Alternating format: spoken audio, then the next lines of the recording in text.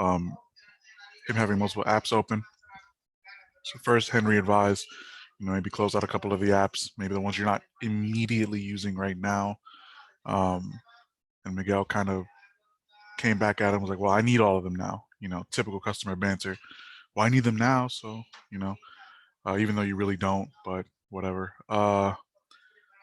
And then Miguel mentioned it at the end. He was kind of hinting because Henry brought up the idea of upgrading something.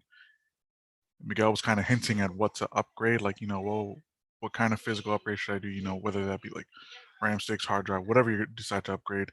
And then the conversation kind of took a turn where it was like Miguel made the comment, like, it runs fine with all these apps open on my desktop. So then Henry made the comments like, then you should probably work on your desktop more. Because I mean, the desktop it has more processing power and it won't slow down on you as much.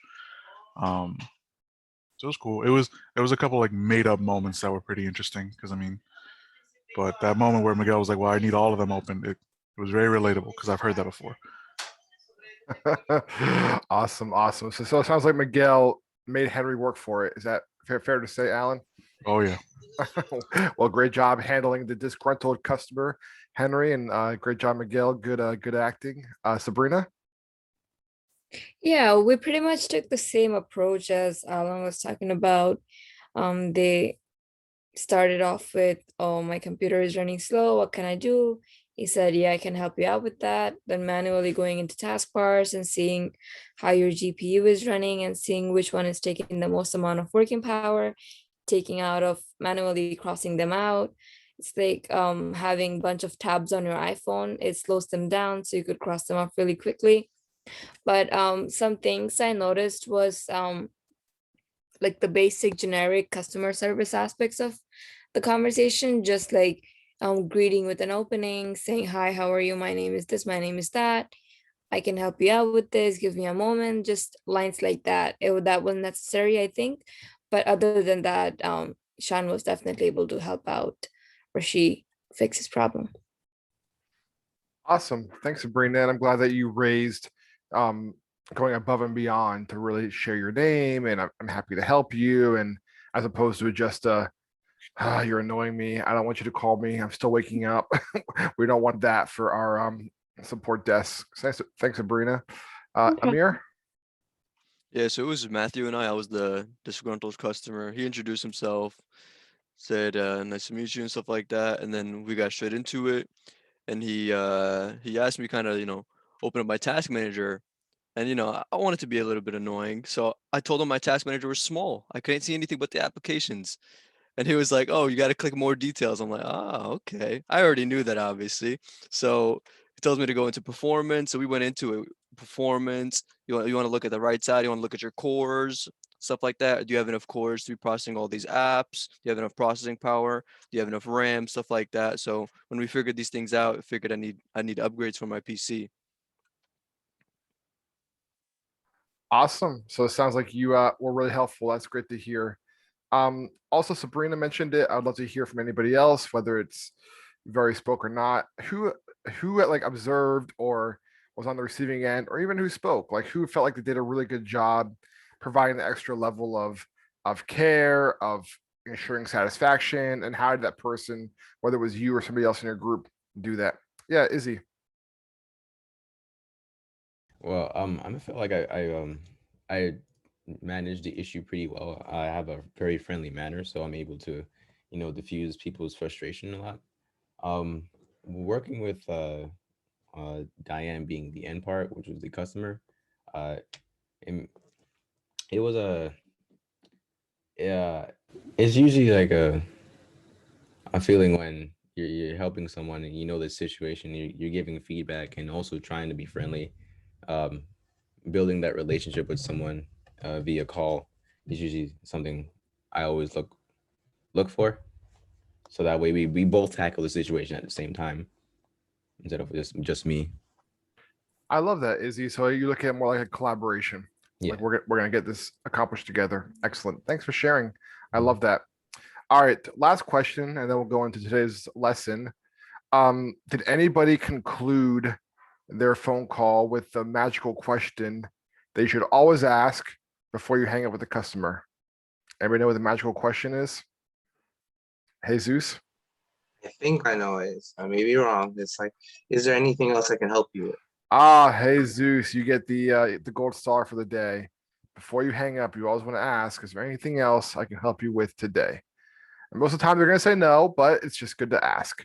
So just want to remind you all and make sure that you ask that question when you finish up every one of these calls, because guess what? It'll be, let's see here, 2 months, 2.5 months, and you'll be on internship. And this will be your life. 9 o'clock on a Tuesday morning. My computer's running slow. What should I do? And knowing how to do it now in a simulated environment will help you succeed in the future. So thank you all for indulging me. Hope that was helpful. Hope that was fun. I know we're all still waking up, but that's a good way to get started.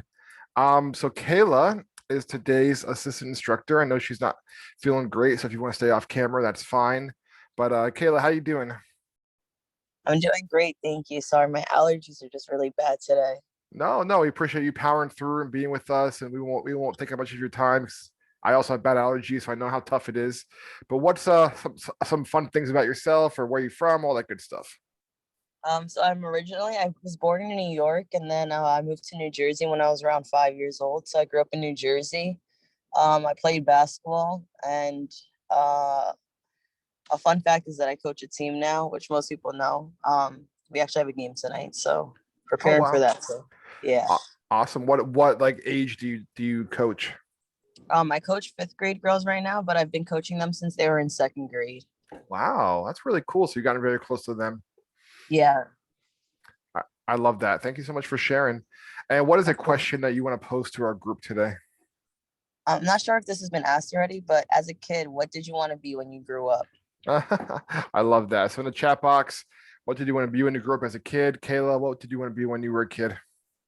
I wanted to be an astronaut. Oh yeah? Yeah. That's pretty cool.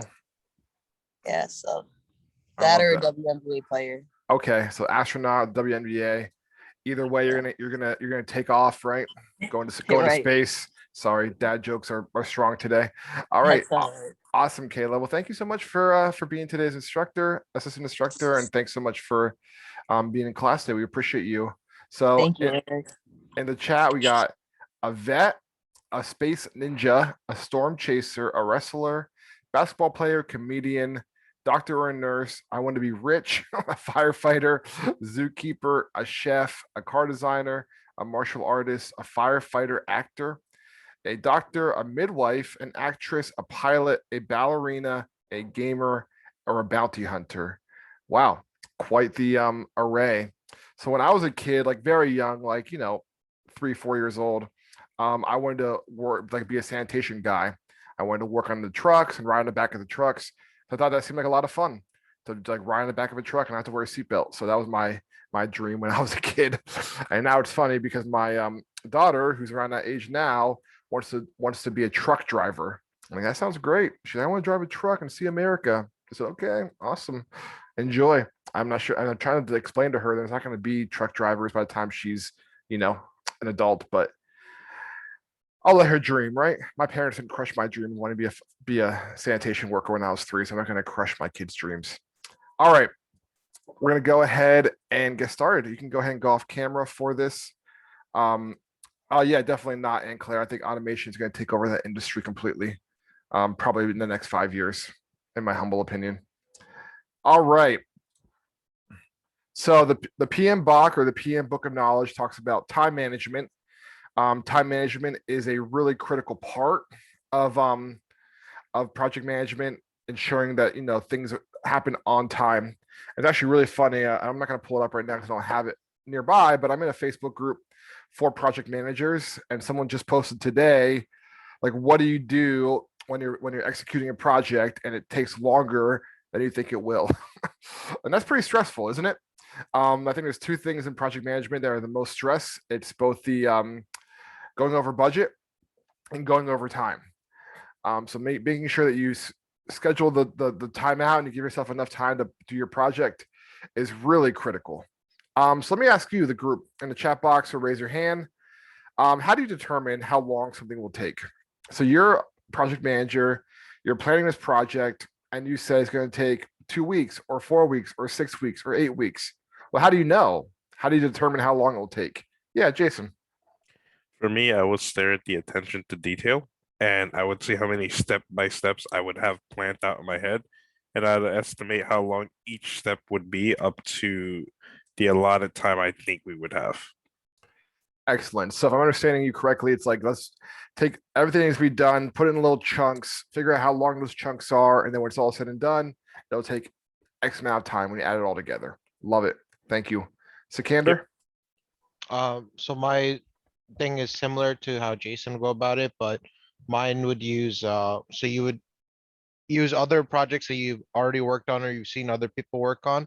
And normally you'd get a time frame like this part of the project usually normally takes 1 to 2 weeks. This part takes 2 to 3 weeks. Then you'd add those increments up and you present that because you don't want to say in 4 weeks, this will be done. You're probably going to have to give them a range. It will take 3 to 5 weeks, not 4 weeks.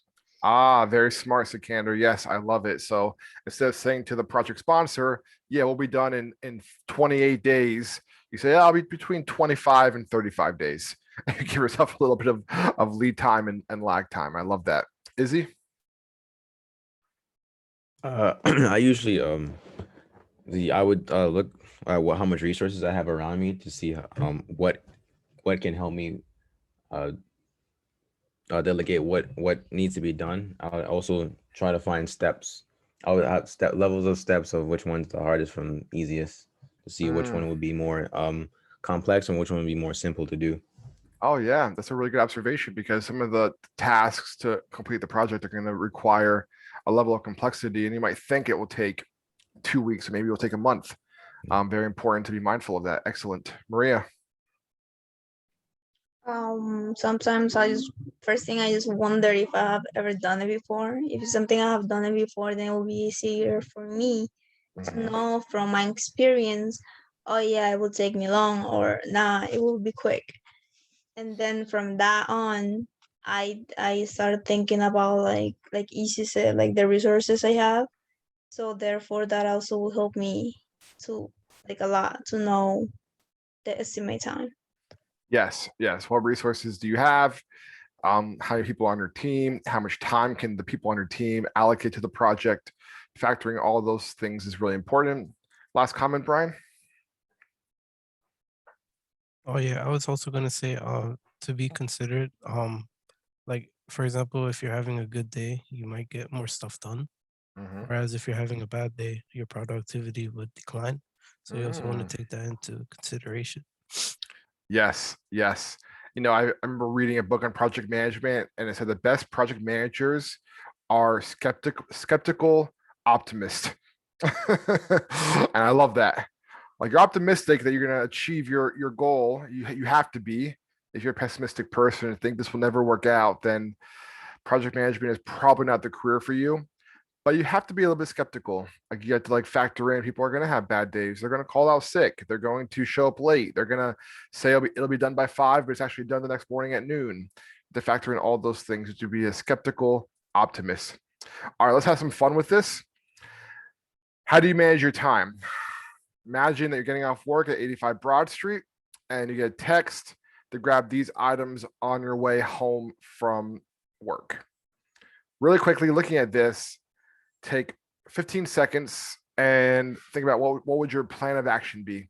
You have to get all these items as quickly as possible and you want to get home, you know, at a decent time. You don't want to spend all day running errands because you just got done working and you're kind of tired. So take a moment to look at it. And what would you grab first? Anybody want to raise their hand and say, first I would grab this. Jesus? I would grab the groceries first, but what I would do, I know most people wouldn't. I would start getting the stuff on like my hour like break or however long they give me for a break. And then the rest I would get when they actually get out of work to kind of like cut down the time. Okay, so you're saying some of the stuff you would just run out and grab during your lunch break. Yes, and then the rest I would get when I get out of work. Okay, I mean that's very smart because remember you got the text right as you were leaving work, so you didn't know you didn't need to get any of this stuff. So it's like, oh shoot, I just want to get home. Oh, never mind. Sorry. No, it's good. It's good. So you're doing groceries first. All right, Megan, what do you do? What's your plan of action? I think I would get the iPhone first. Okay. iPhone. Then I would go to Whole Foods and get the bagel seasoning. And I can also, I think either Whole Foods or Trader Joe's also sells a single roll of toilet paper. I can get it at either one, honestly. So I would go to Trader Joe's next. And last, I would go to Wendy's because the ice cream is gonna melt. Ah, you see what Megan just did there? She thought through like what makes the most sense to be the last thing to get. Well, obviously the Frosties, the smart thing to get last. You don't walk out of your office and go to the Wendy's right there in the financial district and grab the Frosty and show up 2 hours later with a melted Frosty because your mom, dad, grandparent, and partner would be kind of annoyed at you. What about you, Joshua? What's your plan of action here? I will probably check the map to see which one is like the closest to me at the Whole Foods or Trader Joe's or the phone repair shop. So I'll go to that location first. If it's either a Whole Foods or Trader Joe's, you could pick up the stuff that is there and the single roll of toilet paper since most of the supermarkets and stuff have those in there. And then from there, you could check the next item on your list that's closest and then hop from each one. And then as Megan said, you get the Frosties last since that's ice cream. You don't want that to melt while you're traveling. And plus it'd be kind of annoying to carry around all evening while Yeah. you're running your errands, for sure. Thanks, Joshua. Michael? I would go to get the iPhone first. On my way to get the iPhone, I would check my phone and check if there's an app for Whole Foods and Trader Joe's. And if there's an app, then I just order the stuff online, then pick it up. And lastly, I'll get the Wendy's. I'm so glad you said that, Michael. I was waiting for someone to say it. Get the app and see if you can get those items on the app. That way you can just swing by, pick them up and keep it moving. Or if you're, we don't have this where I live, but I know some places have like delivery, like Postmates partners with, some of these companies where they'll just deliver the stuff to your door if you wanted to splurge. That goes back to the time, right? What's more valuable, the $7.99 delivery fee or an hour of my time? Well, it depends on how much you want to get home. Yeah, Alan. All right, speed game. Most map applications that are on like iPhones I believe Android does it as well. You can put multiple stops on your travel on your route, and I would just start rearranging stuff until it becomes the shortest time. However, I will quickly coerce my roommate / partner parent that I don't want their Frosty to be melted by the time I get there. And I don't think they deserve a melted Frosty, so they can get it themselves. So it's fresh. But I would get everything else based off the map route. I love it, Alan. So you're negotiating. Yes. Good skill to have in project management, saying, I'm going to get these things for you, but you have to get your own Frosty. You forgot one detail though, Alan. You have to get me a Frosty as well, right? That's only fair. That's fine. The same conversation would be had, Eric. I'm gonna get your groceries, but you gotta buy me a Frosty as well. I live in the Lower East Side. You live in the Bronx. It's gonna be melted. It's gonna be melted. Yeah. Get your own Frosty. We'll meet up. We eat Frosties, and we'll make our whatever we're gonna make with our food. Awesome. Exactly. I love it. So, you guys already said this, but just to say what the project management book of knowledge says, how do I know how long something will take? Expert judgment. People have done it before. They have a feel for it. Maybe you've done it before and you have a feel for it. Or I believe Jason mentioned it, using analytical techniques. You compare similar tasks and you have identifying trends. You realize, okay, this chunk of activity takes this long. This takes that long. We talked about work breakdown structures last week. We talked about work packages last week. Breaking them down to smaller bite-sized tasks gives you the opportunity to recognize how long something will take. Yeah, and Clay, do you have a question or comment? I have a question. It's a little off topic, but kind of still on topic. What exactly is the difference between a project manager and an operations specialist? Typically, when a person is a specialist, that's like an entry level part of the organization. and you normally are a person who's managing more tasks, project managers typically are managing more people and the processes that the people are implementing. So job titles are tricky because every organization's job title is something different. But normally if you see the word specialist, like here at Europe, if someone's a specialist, that means that they're like an entry level role in that department. Is that helpful? Yes, thank you. But project management is a really interesting field because you're managing both people and processes.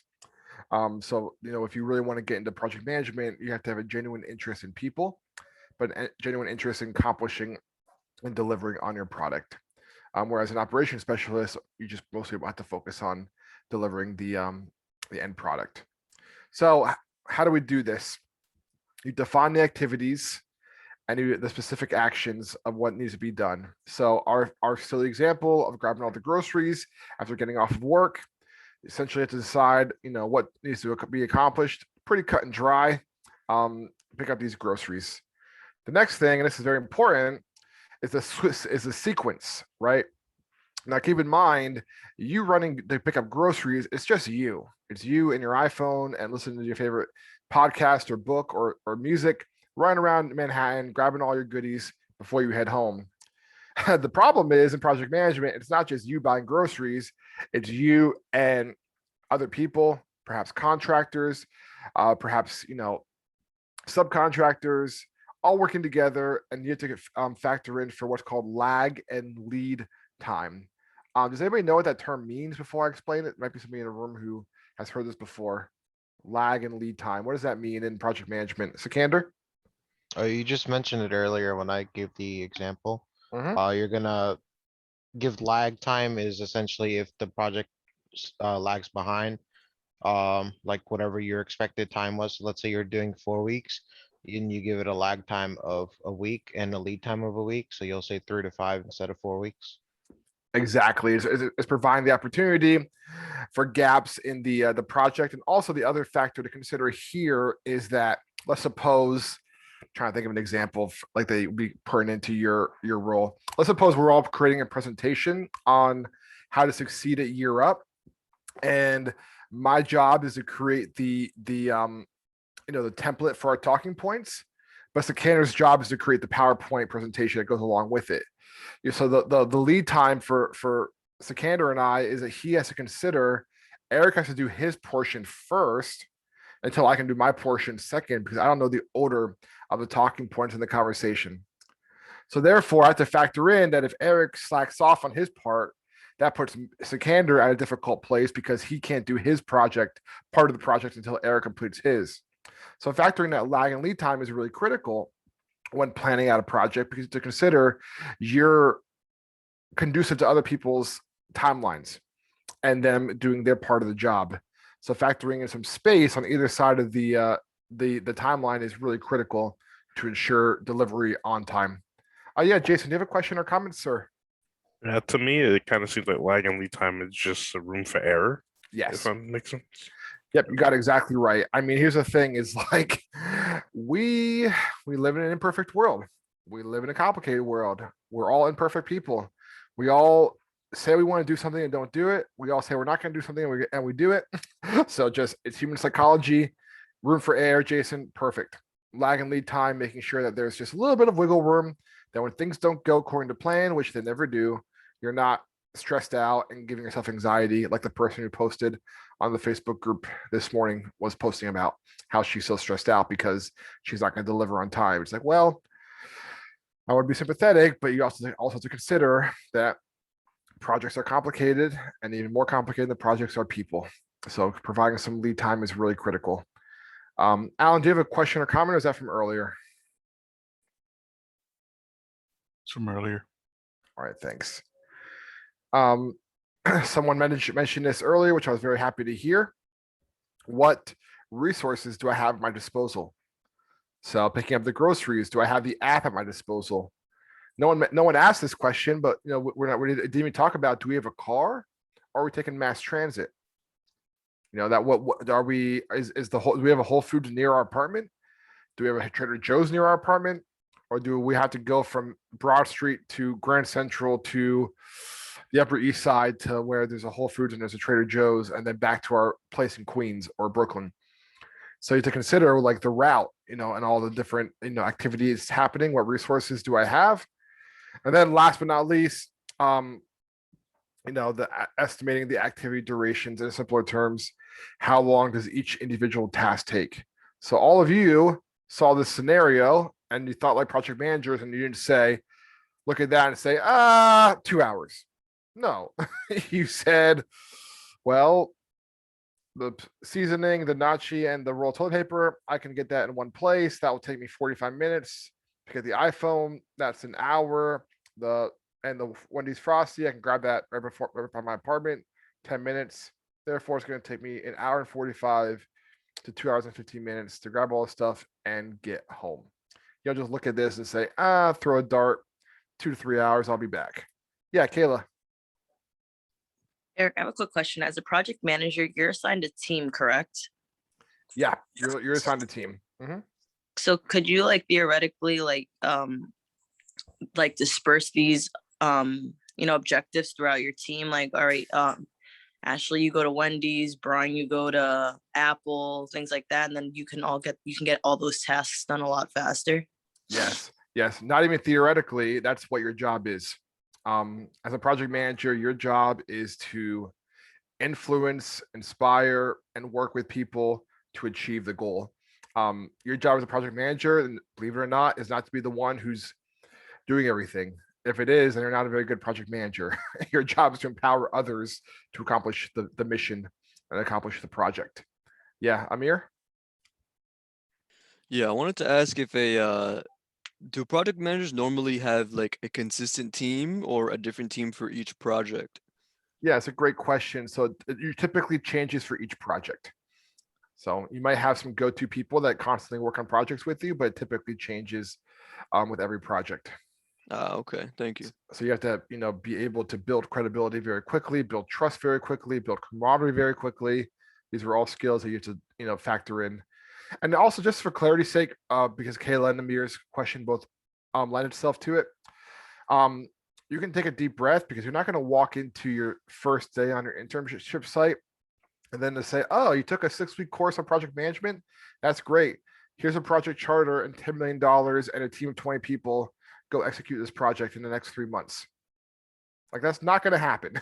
All right. So if you thought that, like, take a deep breath. You're not going to be charged to do that. But what very likely will happen in your internship, and also many times in your career, is you'll be asked to be on a project. So you'll be asked to be the person to run to Whole Foods, or run to the Apple Store, or run to Trader Joe's, or to create the PowerPoint, or to build out the budget, or to do these certain tasks. You'll work on a team to accomplish that. That will be part of your duties. But unless you specifically go into this role, you're not going to be the person who's going to be the go-to. So the point of this course is, number one, to teach you how projects are completed. It's a very critical part of your job. Like we said in the very first unit of this whole class, your job, you have day-to-day tasks, email, meetings, deliverables that you do. And then you also have projects. You do both. So it's important to have a good grasp on how projects are managed. 2 more things. Developing the schedule. This is really critical, making sure that you put all these pieces together and you have a schedule that's realistic. And then the last thing is, this is where it gets tricky, making sure you stay on task. Because like I said, it's not just you running out and picking up groceries. It's a lot more than that. So that is everything in short.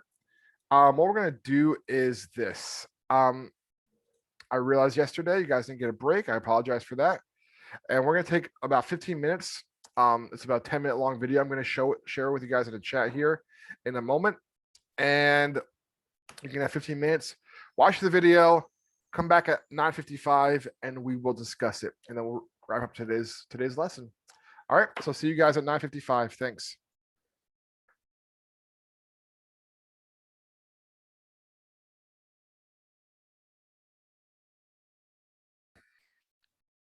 All right, folks, it's 9:55. Excuse me. Let's just spend our last, few minutes together discussing that video, time boxing, and how Elon Musk is able to accomplish as much as he is. By the way, did you guys see him on SNL? That was pretty cool. Um, anyways, anyone want to raise their virtual hand and share a takeaway from that video? Sabrina, I saw your hand first. Hi, Eric. This video actually, it's so funny because literally last night I was looking at a video for Dogecoin, and they were talking about how Elon Musk posted a tweet saying people think I'm lucky even though I work about 16 hours a day. It's crazy. And I was like, wow, I never really thought about that. It's always like we're always assuming that these rich people, they just get everything just like that without doing anything because of media and everything. We don't really see behind the scenes how much planning it takes to get everything done in one day. They're managing so many things at once. It's crazy. But yeah, one thing that I took away from it was that over planning can harm more than you think it does. I tend to do that a lot. I'm juggling a lot of things at once at the moment. So when I do make my list of things, I tend to think, okay, if I can get most of it done today, I'll be able to relax tomorrow, which sometimes is not possible because you just don't have enough time for it. Your brain cannot possibly figure everything out at once. So when I do that, I tend to get discouraged at the end of the day when I can't cross off everything on the list. So that harms me more than it does any good. So yeah, definitely taking into consideration how long it will actually take you and not over planning is definitely helpful.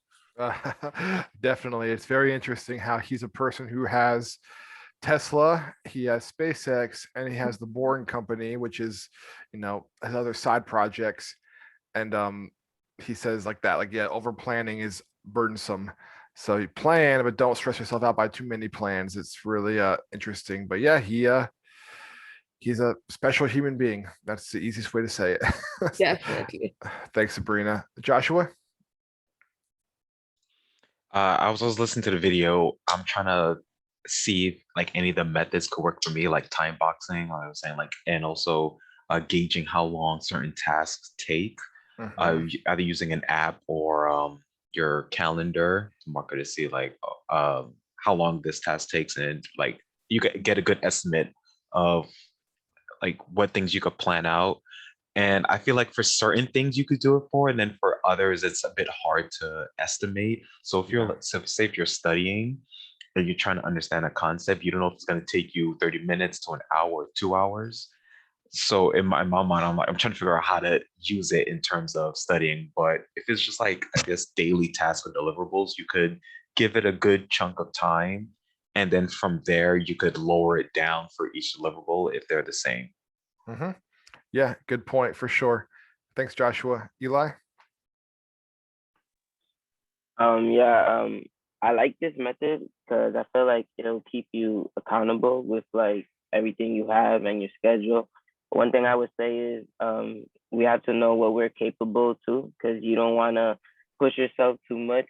And then like as each week goes, let's say you have the same thing to do, like Joshua was saying, then you know how to fix your schedule and the time frame you have for each day. Yeah, excellent. And planning things out is really important. Thanks, Eli. Davian? Yeah, just speaking upon the time boxing method, it sounds very efficient, but it just also sounds like the process of it may take a little while. But then I guess that goes to like everyone has their own method of the way they like to work efficiently. Me personally, I like to work ahead of time. So I'll just plan out my whole week, but I wouldn't necessarily give myself like time increments. I'll just know that I want to have a certain thing done by the end of this day. And that's been helping me out. But I thought it was interesting though, the time boxing. Yeah, it's a pretty interesting method for sure. And yeah, everyone's wired differently, and there's not one size fits all, but it's just a good resource to consider at least. And I'll share kind of what I do here in a minute, but I want to hear from Eduardo and Izzy. Something that stood out to me in the video was how plans never go 100% like how you intend. So Yeah. you should set time for interruptions, like Like if like earlier, you know, your roommate's telling you to do all this stuff, but you want to get home, you should plan out your day. Like, hey, my roommate, he's always bothering me with stuff. I gotta make sure I have some time set just in case he asks for something. Yeah, so you're already considering in advance, like he probably gonna ask me to run errands for him. So I'm gonna make sure that I, I'm in the space for that. Yeah, and Claire says always plan for the worst. For sure. Expect the best, plan for the worst. That's one of my mantras. Yeah, Izzy? So piggybacking on what Davian said about like planning ahead, that's something I'm trying to do now. And watching the video, and he was showing all the apps that we could use. I was trying to find an app for the longest now, and some of the apps I looked at was pretty poop. I'm not gonna lie, but it's funny because I don't know how or the algorithm of my YouTube goes, but sometimes when I go on YouTube, they show like apps like what's it called Monday, and it's just like a project management app, and I'm just like, I guess this is a calling. So I'm trying to be more in the mood of planning ahead and being more finish ahead, so I have more time to do what I want. Yeah, yeah. One of my other sayings that I say often is that work should be hard, but it shouldn't be stressful. And people think, well, what does that mean? I'm like, well, work is hard. It's hard. It's hard to get up early in the morning and get on a Zoom call all day. It's hard, but you can mitigate stress by planning ahead. Kaisha?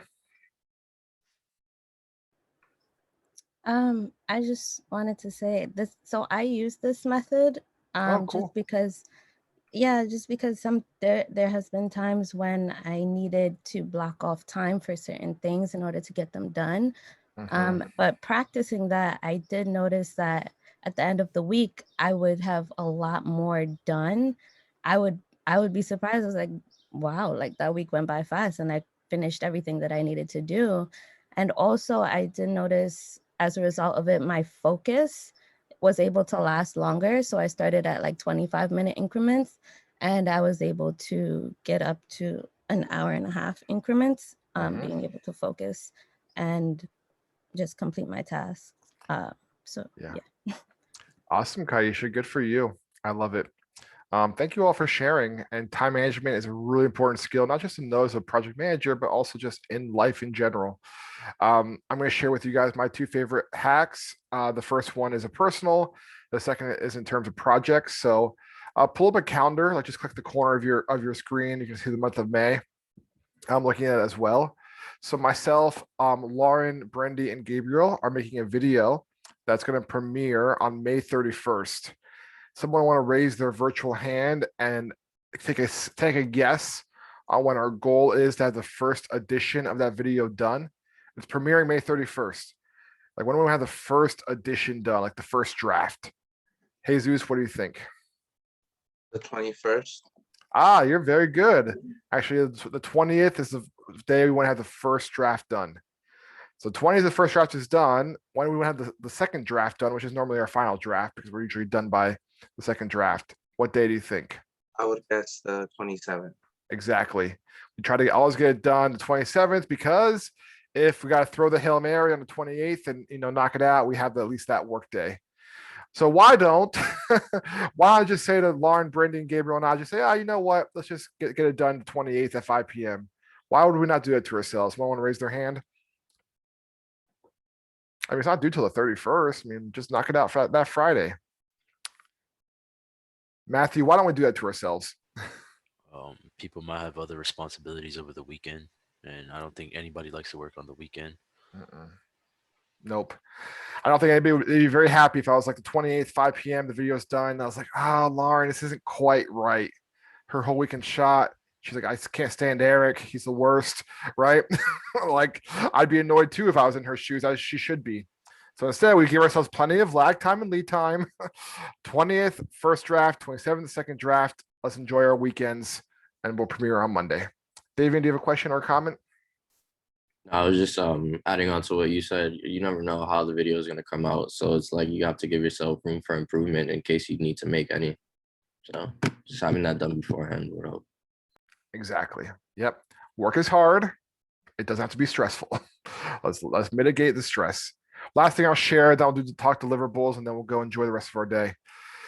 My work day typically about 8 hours. I break it up into 2 different sets. Hour and a half on, 30 minutes off. All right. Not perfectly. Sometimes it's a little bit differently, but I break it into, I can do 4 chunks of the day of 90 minutes of focus work. And then I take a 30-minute break, eat something, go for a walk, read a magazine right there. This is a good article right now. I did not know this, but did you know that all the national parks in our country were taken from tribal land? Really, really interesting. Makes me feel terrible because I've gone to national parks. I'm like, oh gosh, this is awful. But just read, watch a YouTube video, talk to someone on the phone, 30-minute break. So 4 90-minute blocks of work, 4 30-minute blocks of a break, 8-hour workday.